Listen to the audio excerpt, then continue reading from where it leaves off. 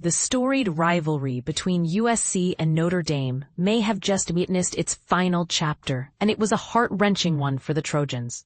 Imagine a century-old tradition hanging in the balance, with dark clouds, both literal and metaphorical, casting a shadow over its future. In a game that felt like a battle against the elements as much as the opponent, USC's playoff dreams took a devastating hit, with a 34-24 loss to their longtime rivals. But here's where it gets controversial. Was this loss a result of Notre Dame's dominance, or did USC's own missteps seal their fate? Let's dive in. The game, played in South Bend, Indiana, was a dramatic affair from start to finish. Heavy rain poured down on Notre Dame Stadium, as if nature itself was mourning the potential end of this iconic rivalry. Both teams have hinted at the possibility of extending their series beyond this season, but if this was indeed the finale, it was a brutal one for the 20th-ranked Trojans. Their hopes for a college football playoff bid now hang by a thread, leaving fans and analysts alike wondering what could have been. USC coach Lincoln Riley didn't mince words in his post-game remarks.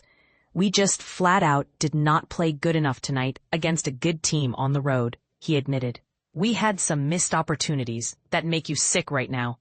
And this is the part most people miss. It wasn't just one or two plays that cost USC the game. It was a series of critical errors that compounded their struggles." The turning point came in the fourth quarter when USC, trailing but still in contention, called a baffling trick play. Wideout Makai Lemon took an end-around handoff only to find himself trapped by Notre Dame's defense. In a desperate move, he attempted a pass, but the ball was stripped away. Riley later called it a stupid call, a rare moment of self-criticism from a coach known for his offensive genius. But was this play the real culprit, or just a symptom of deeper issues?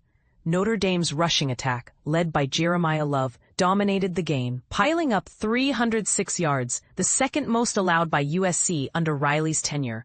Love's 63-yard scamper in the first quarter set the tone, and he finished with a career-high 228 yards and 2 touchdowns.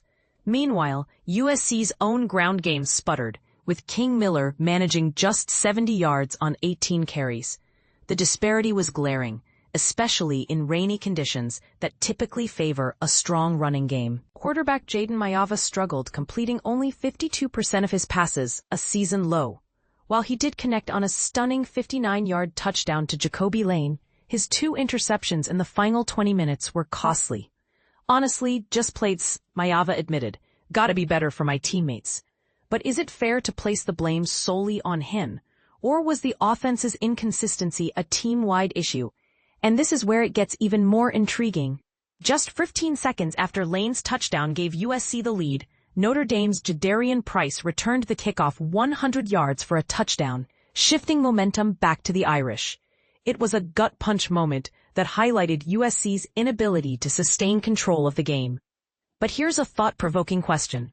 Could USC have overcome these challenges if not for that kickoff return?